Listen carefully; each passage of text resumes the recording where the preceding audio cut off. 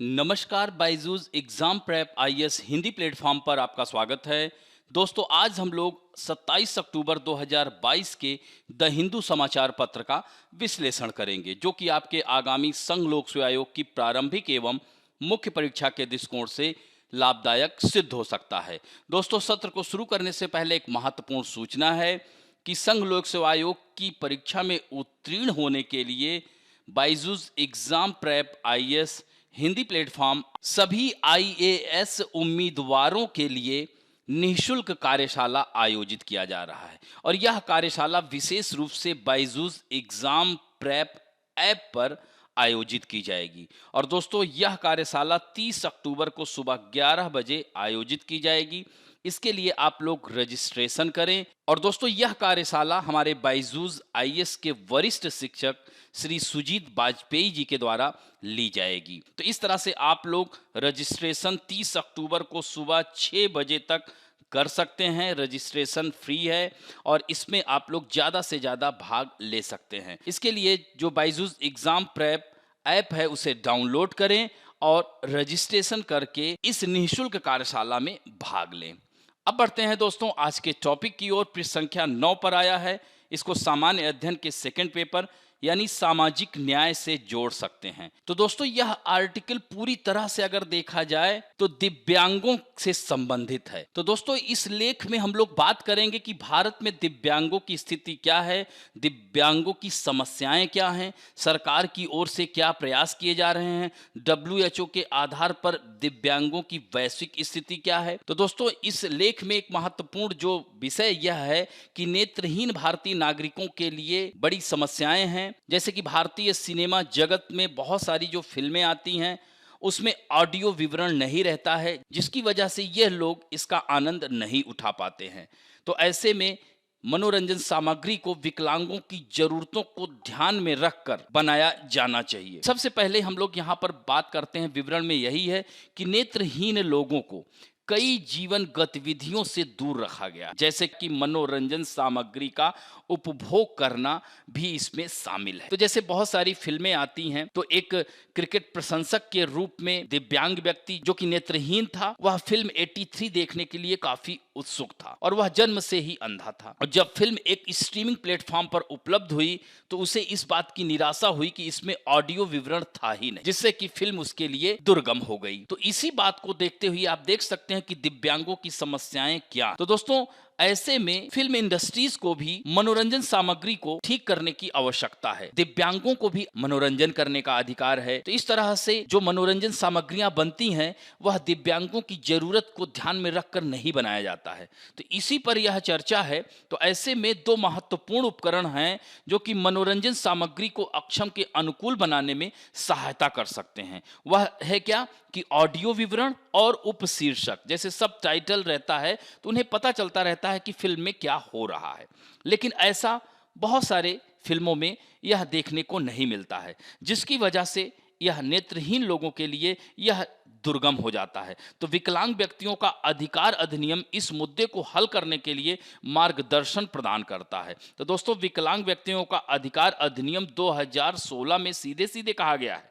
उसकी अधिनियम की धारा 29H के लिए उपयुक्त सरकार को यह सुनिश्चित करने के लिए उपाय करने की आवश्यकता है कि सुनने में अक्षम व्यक्तियों के पास सांकेतिक भाषा व्याख्या या सब टाइटल के साथ टेलीविजन कार्यक्रमों तक पहुंच हो सकती है। इसके अलावा धारा 42 सेकंड के लिए उपयुक्त सरकार को यह सुनिश्चित करने के लिए उपाय करने की आवश्यकता है कि विकलांग व्यक्तियों के पास ऑडियो विवरण, सांकेतिक भाषा की व्याख्या, क्लोज कैप्शनिंग प्रदान करके इलेक्ट्रॉनिक मीडिया तक पहुंच हो, जिससे कि इन दिव्यांगों को भी मनोरंजन मिल सके और यह अपना तनाव दूर कर सके। तो दोस्तों, अक्टूबर 2019 में इंफॉर्मेशन एंड ब्रॉडकास्टिंग मिनिस्ट्री ने केंद्रीय फिल्म प्रमाणन बोर्ड को एक पत्र जारी कर अपने संबंधित सदस्यों को ऑडियो विवरण को फिल्म के निर्माण और वितरण का हिस्सा बनाने के लिए राजी करने के लिए कहा था। तो ऐसे में अब केंद्रीय फिल्म प्रमाणन बोर्ड बहुत सारी कोताही बरतता है, वह इन मुद्दों पर ध्यान ही नहीं देता है। तो दोस्तों, इसके मद्देनजर अगर देखा जाए तो Vidhi centre for legal policy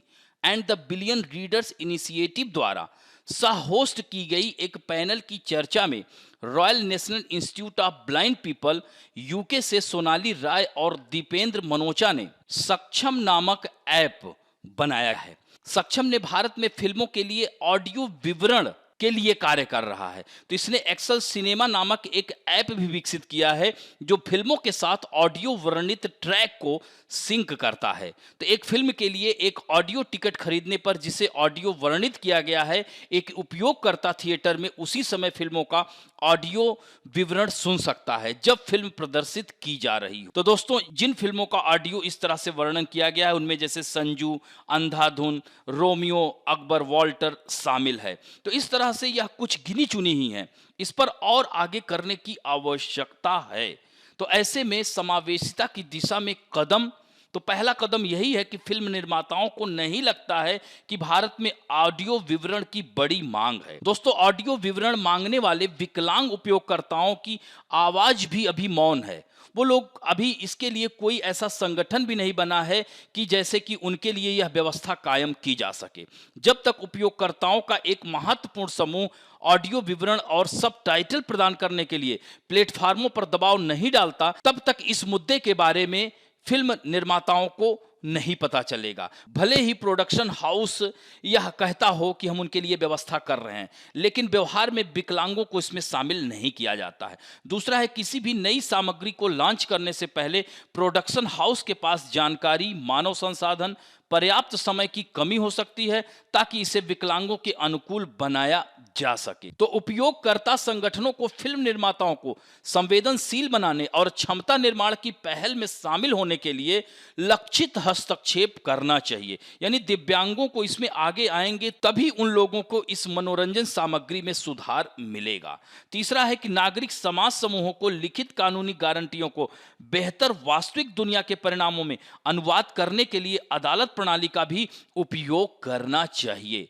तो केंद्रीय स्तर पर आरपीडब्ल्यूडी अधिनियम के तहत स्थापित शिकायत निवारण के लिए मुख्य प्राधिकरण विकलांग व्यक्तियों के लिए मुख्य आयुक्त का न्यायालय है। इसे 12 महीनों में सीसीपीडी द्वारा जारी की गई सिफारिशों को देखने पर एक भी सिफारिश नहीं मिली जो कि मनोरंजन सामग्री को विकलांगों के अनुकूल बनाने से संबंधित हो। तो यहाँ पर विकलांग व्यक्तियों को भी जागरूक होना पड़ेगा, तभी वो अपने अधिकारों का वह प्रयोग कर सकेंगे। और अंत में यह है कि सूचना एवं प्रसारण मंत्रालय को श्रवण बाधितों के लिए टेलीविजन कार्यक्रमों के लिए सुगम्यता मानक को अधिसूचित करते समय तत्पर रहना चाहिए। और दोस्तों, इसे तुरंत अधिसूचित किया जाना चाहिए और दृष्टिबाधित लोगों के लिए समान मानक तैयार किए जाने चाहिए।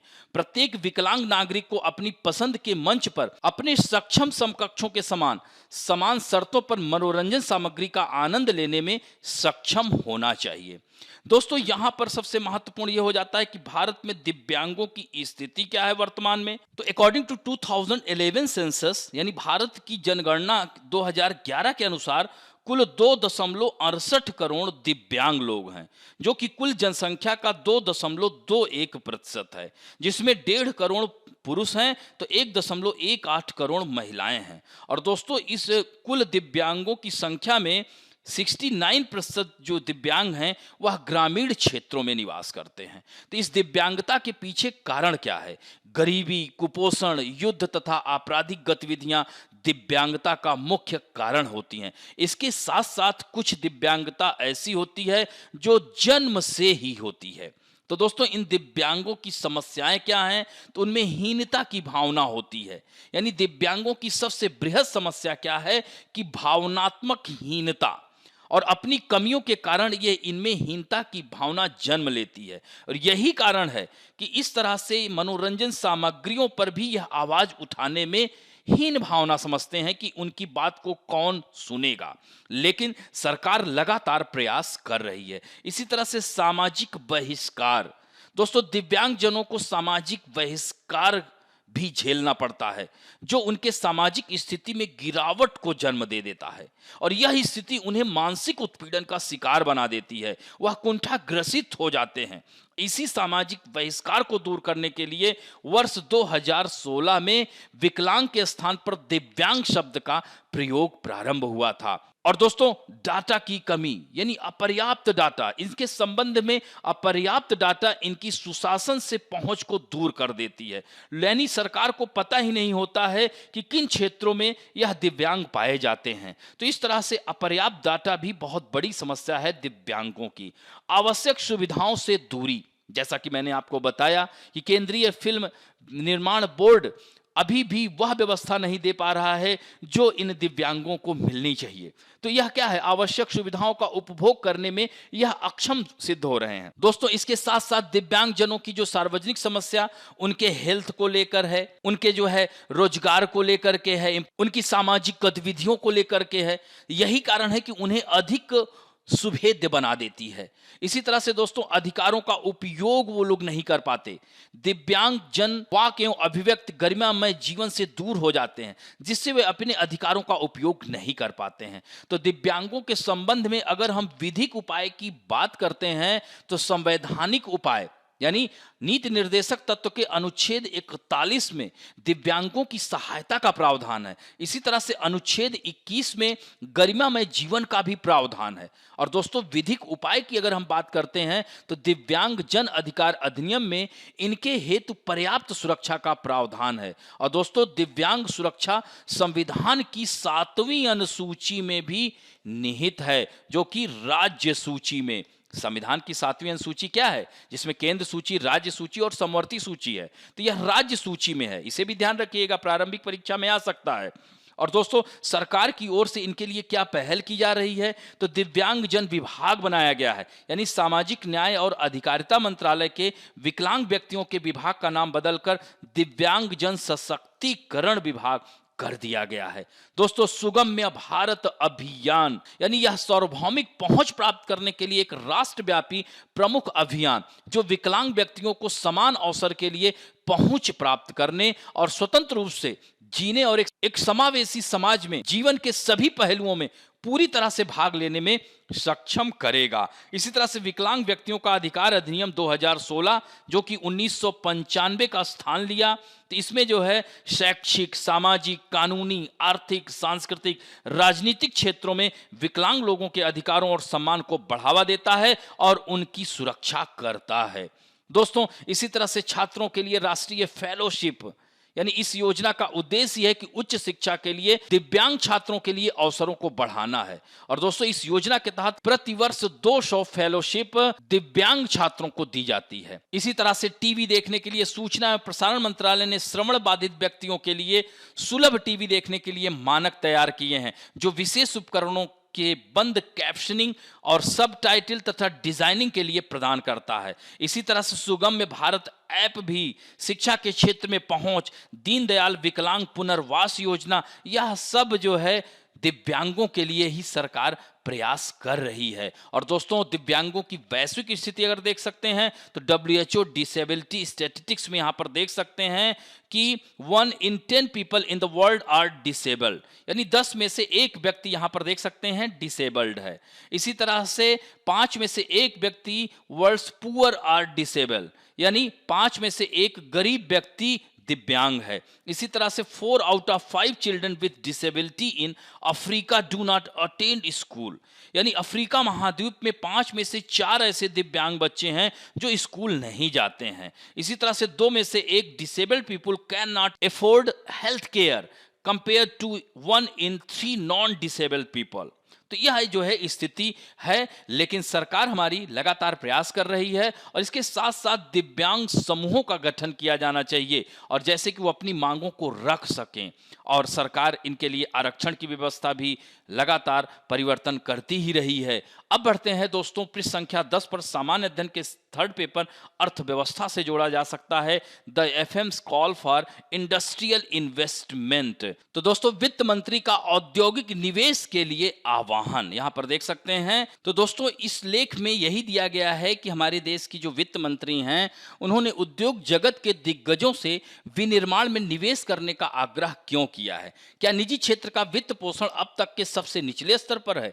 क्या बुनियादी ढांचे को बढ़ावा देने और आक्रामक तरीके से खर्च करने के लिए सरकार का हस्तक्षेप सही समय पर आया है? तो इसमें जो है हम लोग इसके बारे में इसके साथ साथ मेक इन इंडिया के तहत जो पहल है उसकी भी चर्चा करेंगे। तो दोस्तों, पिछले महीने वित्त मंत्री ने उद्योग जगत के प्रमुखों से पूछा कि उन्हें विनिर्माण में निवेश करने से क्या रोक रहा है। दोस्तों, सितंबर 2019 में सरकार ने घरेलू कंपनियों के लिए कर की दर 30% से घटाकर 22% कर दी थी। तो दोस्तों, इस तरह से देख सकते हैं कि भारतीय निजी क्षेत्र का निवेश लगभग एक दशक से कमजोर है। वैश्विक मंदी के कारण निर्यात की स्थिति भी बहुत दयनीय है। घरेलू मांग का समर्थन करने की सरकार की क्षमता भी सीमित होगी, क्योंकि राजकोषीय घाटा नीचे जा रहा है। तो के आकार की रिकवरी के कारण निजी खपत केवल आय पिरामिड के कुछ हिस्सों में ही केंद्रित है। तो वर्तमान परिदृश्य अगर देखा जाए तो क्या है, तो जून को समाप्त तिमाही के लिए सकल घरेलू उत्पाद के आंकड़े 2011-12 की कीमतों पर सकल अचल पूंजी निर्माण 9.6% से बढ़कर 12.77 लाख करोड़ हो गया है, जो कि वित्त वर्ष 2015 की पहली तिमाही में 11.66 लाख करोड़ था, जो कि महामारी से पहले की अवधि में यह था। तो दोस्तों, यह वित्त वर्ष 2015 की पहली तिमाही में 2.8% से 36.85 लाख करोड़ की समग्र जीडीपी वृद्धि के संदर्भ में है, जो कि वित्त वर्ष 2015 की पहली तिमाही में 35.85 लाख करोड़ थी। तो इस तरह से विनिर्माण जीवीए यानी सकल मूल्य वर्धित भी वित्त वर्ष 2023 के पहले क्वार्टर में 6.5% से बढ़कर 6,05,104, जो कि Q1 FY20 में 5,68,104 था। हालांकि जब कोई अप्रैल जून बनाम जनवरी मार्च की पहली तिमाही से विनिर्माण वृद्धि को देखता है, तो हम यही देखते हैं कि इस क्षेत्र को 10.5% संकुचन का सामना करना पड़ा है, जबकि निजी अंतिम उपभोग व्यय हमारी अर्थव्यवस्था का एक आवश्यक स्तंभ जून तिमाही के लिए साल दर साल 26% बढ़ गया। और इस तरह से GFCF, जिसे निजी निवेश के लिए एक प्रॉक्सी के रूप में देखा जाता है, तिमाही दर तिमाही 6.8% यह सिकुड़ गया। तो दोस्तों, चालू वित्त वर्ष के बजट में बुनियादी ढांचे पर आक्रामक तरीके से खर्च करने की सरकार की मंशा उत्साहजनक है, और यह सिलसिला कुछ साल पहले ही शुरू हो जाना चाहिए था। और इस तरह से सरकार ने अब अपने इरादे की घोषणा कर दी है, और उनका यही कहना है कि अब उसे कुछ प्राथमिकताओं पर ध्यान देना चाहिए, और एक यह है कि उसे सही परियोजनाओं की पहचान करनी चाहिए, उत्पादकता बढ़ाने वाले बुनियादी ढांचे में निवेश किया जाना चाहिए। और दोस्तों, दूसरा, उन्होंने चेतावनी दी है कि मुद्रास्फीति सबसे अच्छी तरह से डिजाइन किए गए सार्वजनिक खर्च कार्यक्रमों को पटरी से उतार सकती है, और खाद्य मुद्रास्फीति पर लगाम लगाने में मदद करने के लिए कृषि उपज एक कदम बढ़ाने का आग्रह करता है। तो दोस्तों, डिमांड के लिए क्या हो रहा है, तो निजी कंपनियां तब निवेश करती हैं जब वे मुनाफे का अनुमान लगाने में सक्षम होती हैं, और यह चीज कहां से आती है, डिमांड से आती है।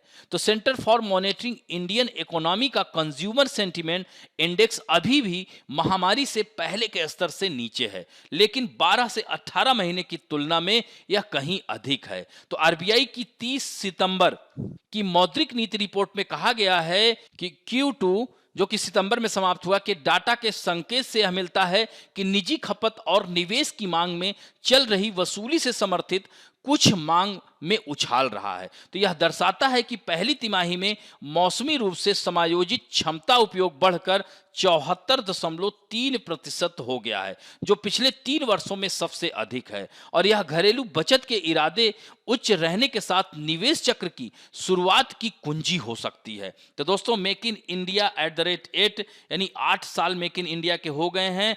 एनुअल FDI डबल हो गया है, यानी $83 billion. Government focus on key sector like semiconductor, PLI boost to localized. तो इस तरह से यहां पर देख सकते हैं कि अप्रैल अगस्त 2022 में टॉय एक्सपोर्ट अप 636% फ्रॉम 2013, यानी 2013 से देखा जाए तो 2 अप्रैल अगस्त 2022 में निर्यात 636% बढ़ा है। तो दोस्तों यह जो है देख सकते हैं कि मेक इन इंडिया का समर्थन करने के लिए जो पहल है, नेशनल सिंगल विंडो सिस्टम जिसे NSWS कहते हैं, तो निवेशकों को अनुमोदन और मंजूरी के लिए एकल डिजिटल प्लेटफॉर्म प्रदान करके व्यापार करने में आसानी को बेहतर बनाने के लिए national single window system launch किया गया। और इस पोर्टल ने निवेशकों के अनुभव को बढ़ाने के लिए भारत सरकार और राज्य सरकारों के विभिन्न मंत्रालयों की कई मौजूदा निकासी प्रणालियों को भी इंटीग्रेट किया है। इसी तरह से गति शक्ति सुना होगा, तो यह कनेक्टिविटी में सुधार लाने के लिए, इसी तरह से एक जिला एक उत्पाद जिसे OD यानी वन डिस्ट्रिक्ट वन प्रोडक्ट, इस पहल का उद्देश्य यह है कि देश के प्रत्येक जिले से स्वदेशी उत्पादों के प्रचार और उत्पादन को सुविधाजनक बनाना है। इसी तरह से खिलौनों के निर्यात में सुधार और आयात को कम करना है। सेमीकंडक्टर पाइसी तंत्र के निर्माण की योजना है। हमें चीन के ऊपर निर्भर नहीं रहना है। इसके साथ साथ यूक्रेन और रूस युद्ध के बाद सेमीकंडक्टर के आयातों में भी बहुत ज़्यादा समस्याएं देखने को आ रही हैं। तो ऐसे में भारत सरकार सेमीकंडक्टर पाइसी तंत्र निर्माण करने की योजना बना रहा है। तो इस तरह से यह मेक इन इंडिया के तहत ही सब किया जा रहा है। अब बढ़ते हैं दोस्तों पृष्ठ संख्या 12 पर, सामान्य अध्ययन के थर्ड पेपर, इसको पर्यावरण से जोड़ सकते हैं। GEAC यानी genetic engineering appraisal committee give its note for commercial cultivation of GM mustard yet again, यानी GM सरसों को मंजूरी दे दी है। तो दोस्तों इसमें हम लोग बात करेंगे कि GM फसलें क्या होती हैं और GEAC क्या है, ये कैसे यह अप्रेजल कमेटी कार्य करती है और भारत में कौन कौन सी GM फसलें हैं जिनको मंजूरी दी गई है, इन सब के बारे में बात करेंगे। तो दोस्तों यहाँ पर केंद्रीय पर्यावरण मंत्रालय के तहत काम करने वाली जेनेटिक इंजीनियरिंग मूल्यांकन समिति ने आनुवांशिक रूप से संशोधित, यानी इसको कहते हैं जेनेटिकली मॉडिफाइड फूड, सरसों की व्यावसायिक खेती के प्रस्ताव को फिर से मंजूरी दे दी है। हालांकि जेनेटिकल इंजीनियरिंग मूल्यांकन समिति 2017 में प्रस्ताव को मंजूरी दे दी थी, लेकिन मंत्रालय ने इसे वीटो कर दिया था और सुझाव दिया कि पैनल GM फसल पर अधिक अध्ययन करे। तो दोस्तों यहाँ पर सबसे पहले आप लोगों को यह जानना आवश्यक है कि ये GM फसलें हैं क्या। तो जेनेटिक इंजीनियरिंग के जरिए किसी भी जीव या पौधे के जीन को अन्य पौधों में डालकर एक नई फसल प्रजाति विकसित की जाती है, उसे हम GM फसलें कहते हैं। तो GM फसलें उन फसलों को कहा जाता है जिनके जीन को वैज्ञानिक ढंग से रूपांतरित किया जाता है। तो दोस्तों इनका लाभ क्या होता है? यह बीज साधारण बीज से कहीं अधिक उत्पादकता प्रदान करता है। जैसे भारत में BT कपास का नाम सुना होगा दोस्तों, तो BT कपास का उत्पादन सामान्य उत्पादन से कई गुना अधिक हो गया है। दोस्तों GM फसलें सूखा रोधी, बाढ़ रोधी होने के साथ साथ कीट प्रतिरोधी भी होती हैं। GM फसलों की यही विशेषता है कि अधिक उर्वर होने के साथ ही इनमें अधिक कीटनाशकों की जरूरत भी नहीं होती है। तो इससे नुकसान क्या होगा दोस्तों? तो भारत में इन फसलों का विरोध के कई कारण हैं। क्योंकि GM फसलों की लागत अधिक होती है, क्योंकि इसके लिए हर बार नया बीज खरीदना पड़ता है। पहले क्या होता था, किसान लोग जो उत्पादन करते थे तो उसमें से कुछ बीज वह अपने घरों में गोदाम में रख देते थे और फिर उसी को ही उगाने के लिए प्रयोग करते थे, लेकिन इसे हर साल खरीदना पड़ेगा। इससे क्या होगा, किसानों के ऊपर अतिरिक्त बोझ पड़ेगा और बड़ी बहुराष्ट्रीय कंपनियों के एकाधिकार के कारण किसानों को महंगे बीज और कीटनाशक उनसे खरीदने पड़ते हैं। इसे स्वास्थ्य, पर्यावरण और जैव विविधता के लिए हानिकारक भी माना जा रहा है। भारत में इस प्रतियोगी का विरोध करने वालों का यही कहना है कि हमारे देश में कृषि में काफी अधिक जैव विविधता है, जो GM प्रौद्योगिकी को अपनाने से खत्म हो जाएगी।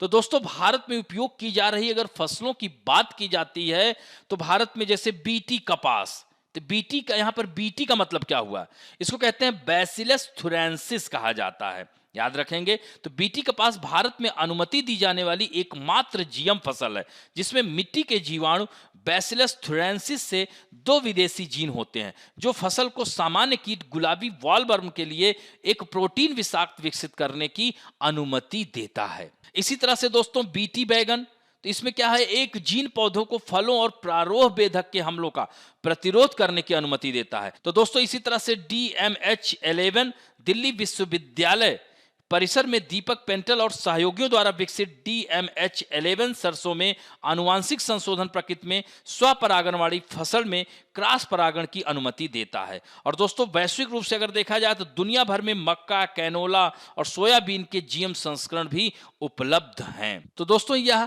जेनेटिक इंजीनियरिंग मूल्यांकन समिति क्या है? तो यह पर्यावरण, वन एवं जलवायु परिवर्तन मंत्रालय के तहत कार्य करता है। इसकी अध्यक्षता पर्यावरण एवं वन मंत्रालय के विशेष सचिव यानी अतिरिक्त सचिव करते हैं। इसमें 24 सदस्य होते हैं। और दोस्तों 1989 नियम के अनुसार यह पर्यावरणीय दृष्टिकोण से अनुसंधान और औद्योगिक उत्पादन में खतरनाक सूक्ष्म जीवों और पुनः संयोजकों के बड़े पैमाने पर उपयोग से संबंधित गतिविधियों के मूल्यांकन के लिए यह जिम्मेदार है। यह GM पौधों में अनुसंधान का मूल्यांकन करता है और किसानों को खेतों में उनकी रिहाई की सिफारिश करता है या अस्वीकृत करता है। तो दोस्तों यह निर्णय लेता है कि किन फसलों को जो है GM फसलों के आधार पर उसका उत्पादन किया जाए। लेकिन GM फसलों से संबंधित विवादों के समाधान के लिए यह जरूरी हो जाता है कि जेनेटिकल इंजीनियरिंग जो अप्रेजल कमेटी है इसकी शक्तियों को और बढ़ाया जाए, उसे निर्णय लेने हेतु अधिक स्वायत्तता दी जाए और GM फसलों को मंजूरी उनके सामाजिक, आर्थिक व स्वास्थ्य पर प्रभाव के मूल्यांकन के बाद ही दी जानी चाहिए। तो GM फसलों को अपनाने वाले कृषकों के हितों की रक्षा हेतु उचित नीतियां भी अपनाई जानी चाहिए, तभी यह समिति और मजबूती से कार्य कर सकेगी। अब बढ़ते हैं दोस्तों पृष्ठ संख्या 14 पर। सामान्य अध्ययन के थर्ड पेपर यानी विज्ञान एवं प्रौद्योगिकी के अंतर्गत जोड़ सकते हैं इसरो यानी Indian space research organization to boost NAVIC widen user base of location system. तो दोस्तों हम लोग इसमें चर्चा करेंगे कि यह नाविक है क्या, इसके साथ साथ हम लोग बात करेंगे कि यह अन्य नेविगेशन सिस्टम से कैसे भिन्न है, इसके बारे में बात करेंगे। और इसके साथ साथ इसमें हम बात करेंगे कि भारत नाविक को क्यों बढ़ावा दे रहा है, इसके बारे में चर्चा करेंगे। तो दोस्तों यहाँ पर आप खबर देख सकते हैं कि इसरो नाविक में सुधार की एक श्रृंखला पर कार्य कर रहा है ताकि अधिक से अधिक लोग इसे स्थापित करने और उपयोग करने के लिए प्रेरित हों और इसे वैश्विक स्तर पर पहुंचाने की योजना भी चल रही है। तो यह NAVIC जिसे नेविगेशन विथ इंडियन कॉन्स्टिलेशन कहते हैं, ये है क्या? तो दोस्तों यह भारतीय अंतरिक्ष अनुसंधान संगठन इसरो की तरफ से डेवलप एक स्वतंत्र स्टैंड अलोन नेविगेशन उपग्रह प्रणाली है। और दोस्तों साल 2006 में 17.4 करोड़ डॉलर की लागत वाले प्रोजेक्ट नाविक की शुरुआत हुई थी। इसके 2011 के अंत तक पूरा होने की उम्मीद थी। दोस्तों नाविक या भारतीय क्षेत्रीय navigation satellite system US GPS, यूरोपीय गैलीलियो और रूसी ग्लोनास के समान 7 उपग्रहों का एक समूह है और इसका उपयोग स्थान को ट्रैक करने के लिए किया जा सकता है। यह भारत के पूरे भूभाग को कवर करता है और इसकी सीमा 1500 किलोमीटर तक है। वर्तमान में नाविक का उपयोग लेकिन सीमित है। दोस्तों इसका उपयोग सार्वजनिक वाहन ट्रैकिंग में किया जा रहा है। गहरे समुद्र में जाने वाले मछुआरों को आपातकालीन चेतावनी अलर्ट करने के लिए भी यह प्रयोग किया जा रहा है। यह उन जगहों पर प्रयोग में लाया जा रहा है जहां कोई टेरेस्ट्रियल नेटवर्क कनेक्टिविटी नहीं है। साथ ही प्राकृतिक आपदाओं से संबंधित जानकारी को ट्रैक करने और प्रदान करने के लिए है। तो दोस्तों भारत में अभी यह प्रणाली नियमित रूप से उपयोग में नहीं है क्योंकि मुख्य रूप से अभी ये मोबाइल फोन को इसके संकेतकों को संसाधित करने के लिए अनुकूल नहीं बनाया है। तो इस तरह से इसरो का यही कहना है कि स्मार्टफोन में इसे सपोर्ट उपलब्ध कराना इसका अगला कदम होगा। और दोस्तों L1 बैंड को नाविक से जोड़ना भी एक बड़ा बदलाव होगा और यह बैंडविड्थ GPS का हिस्सा है और नागरिक नौवहन उपयोग के लिए सबसे अधिक उपयोग किया जाता है। वर्तमान में नाविक केवल L5 और S बैंड के साथ संगत है और आसानी से नागरिक क्षेत्र में प्रवेश नहीं कर पाया है और आने वाले महीनों में लॉन्च किए जाने वाले निष्क्रिय नाविक उपग्रहों को बदलने के लिए 5 और उपग्रह आने वाले हैं। तो दोस्तों यह जो NAVIC है यह अन्य नेविगेशन सिस्टम से कैसे अलग है? तो दोस्तों नाविक और अन्य नेविगेशन सिस्टम में मुख्य अंतर इनकी तरफ से कवर किया जाने वाला सर्विस एरिया है। GPS जिसे ग्लोबल पोजिशनिंग सिस्टम कहते हैं दुनिया भर में यूजर की जरूरत को पूरा करता है। तो GPS के सैटेलाइट दिन में 2 बार पृथ्वी का चक्कर लगाते हैं। वहीं नाविक की अगर बात किया जाए तो वर्तमान में भारत और आसपास के क्षेत्रों में उपयोग के लिए है। तो GPS की तरह 3 और नेविगेशन सिस्टम हैं जो वैश्विक कवरेज वाले हैं। इनमें यूरोपीय संघ का गैलीलियो, रूस का ग्लोनास और चीन का बाइडो शामिल है। तो यहां पर आप देख सकते हैं Indian regional navigation satellite system, इसमें 7 सैटेलाइट्स हैं, 3 जियो स्टेशनरी, 4 जियो सिंक्रोनस, यानी ऑर्बिट एटीट्यूड अगर देखा जाए तो 36,000 किलोमीटर है और इसका कॉस्ट जो है 1420 करोड़ रुपया है। तो दोस्तों यह इसके साथ साथ यहां पर आप देख सकते हैं जो मैं चर्चा कर रहा हूं, जीपीएस, गैलीलियो, ग्लोनास, बीडो, IRNSS, तो इन सब में देख सकते हैं कि इसमें क्या मौलिक अंतर है या अन्य नेविगेशन सिस्टम से कैसे भिन्न है। तो दोस्तों जापान द्वारा संचालित QZSS जापान पर फोकस करने के साथ एशिया ओशिनिया क्षेत्र को कवर करने वाला एक अन्य रीजनल नेविगेशन सिस्टम है। तो भारत की 2021 उपग्रह नेविगेशन मसौदा नीति में कहा गया है कि सरकार नाविक सिग्नल की उपलब्धता सुनिश्चित करने के लिए रीजनल से ग्लोबल तक का कवरेज का विस्तार करने की दिशा में कार्य कर रही है। तो इस तरह से नाविक दुनिया के किसी भी हिस्से में अपनी सेवाएं दे सकेगा और इस तरह से स्थिति को सटीकता के मामले में नाविक संयुक्त राज्य अमेरिका के जीपीएस जितना अच्छा है। तो जीपीएस कहां का है? यूएस का है। यहां पर देख सकते हैं इसमें 31 सैटेलाइट काम कर रहे हैं और यह ग्लोबल कवरेज देता है। दोस्तों 1978 में यह पहला सैटेलाइट लॉन्च किया गया था और life time of E satellite 10 years. और इस तरह से यहां पर आप देख सकते हैं ग्लोनास का, ये रूस का है, इसमें 24 सैटेलाइट हैं, यह ग्लोबली यूज किया जाता है, 1982 में लॉन्च किया गया था। और इसी तरह से आप देख सकते हैं गैलीलियो, इसमें 40 सैटेलाइट हैं, यूरोपीय यूनियन का है। बाइडू चाइना का है, जैसा कि मैंने बताया, इसमें 35 सैटेलाइट हैं। इसी तरह से इंडिया का IRNSS, Indian regional navigation satellite system. तो दोस्तों यहां पर देख सकते हैं 7 जो है इसमें नंबर ऑफ सैटेलाइट हैं, जो कि 5 ऑर्बिट में हैं और रेडियस क्या है 1500 किलोमीटर इसका कवरेज है। तो इस तरह से फर्स्ट सैटेलाइट लॉन्च किया गया था 2013 में और इस तरह यह आप देख सकते हैं कि किस तरह इसरो इस पे तेजी से कार्य कर रहा है, इसको ग्लोबली बनाने के लिए पूरी तरह से प्रयास में लगा हुआ है। दोस्तों यहां पर आप देख सकते हैं विविध समाचारों में आपके प्रारंभिक परीक्षा के दृष्टिकोण से बहुत ही महत्वपूर्ण हो सकता है। तो मुल्ला पेरियार डैम के बारे में चर्चा की गई है कि panel to ready emergency action plan. दोस्तों यह केरल सरकार के द्वारा गठित 6 सदस्यीय समिति है।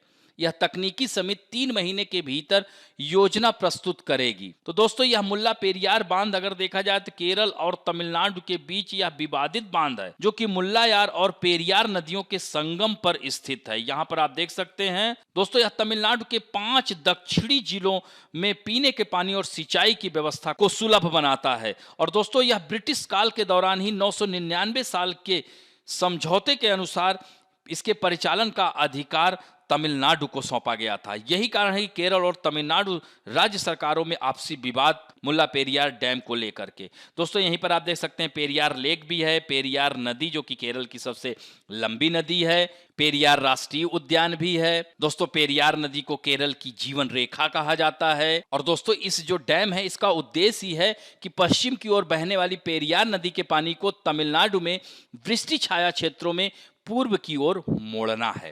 तो यह भी महत्वपूर्ण है आपके लिए। दूसरा है bat evicted from Manipur cave for tourism.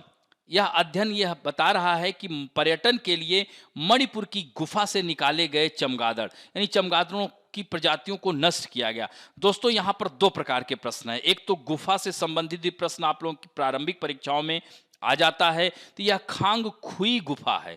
तो यहाँ पर स्थानीय रूप से लोग कहते हैं खांग खुई मंगसौर गुफा के नाम से प्रसिद्ध है। दोस्तों यह चूना पत्थर से निर्मित है और यह कहते हैं भारत के सबसे पुरानी गुफाओं में से एक है। तो यह मणिपुर के उखरुल जिले में स्थित है और यह गुफा पैलियोलिथिक समय से उपस्थित है। तो इस गुफा में राइनोलोफिडे और हिप्पोसाइरिडे परिवार से संबंधित चमगादड़ों की बड़ी आबादी है, जिनकी वजह से पर्यटन में असुविधा होती थी। तो इन लोगों को यहां से निष्कासित कर दिया गया। पर्यटन को बढ़ावा देने के लिए मणिपुर की इस महत्वपूर्ण गुफा से इन चमगादड़ों को निर्वासित कर दिया गया। तो यहाँ 12 जो नई प्रजातियां हैं चमगादड़ की यहाँ पर मैंने दिया है, इसे जरूर देखेंगे। और इस तरह से मुख्य परीक्षा अभ्यास प्रश्न में हम लोग बात करेंगे जीएम फसलों की अनुमति देने में भारत की अनिच्छा विज्ञान से अधिक राजनीति पर आधारित है। आलोचनात्मक विश्लेषण करें। बहुत ही सुंदर उत्तर इसका आप दे सकते हैं, जैसा कि हम लोग ऊपर डिस्कस कर ही चुके हैं। दूसरा है भारत में दिव्यांगों की स्थिति पर चर्चा करें और सरकार इस वर्ग के उत्थान के लिए क्या-क्या कदम उठा रही है। दोस्तों आज के लिए आप लोगों के लिए प्रश्न है बीटी तथा बीटी फसलें क्या हैं? और दूसरा प्रश्न है भारत की कुल आबादी में दिव्यांगों का कितना फीसदी है? तो इन दोनों प्रश्नों के उत्तर जरूर दीजिएगा। और दोस्तों इस तरह से आज का अंक यहीं पर समाप्त करते हैं। आशा करता हूं कि आज का वीडियो आप लोगों को अच्छा लगा होगा और यदि अच्छा लगे तो प्लीज लाइक, शेयर, सब्सक्राइब और बेल आइकन दबाना ना भूलें। धन्यवाद।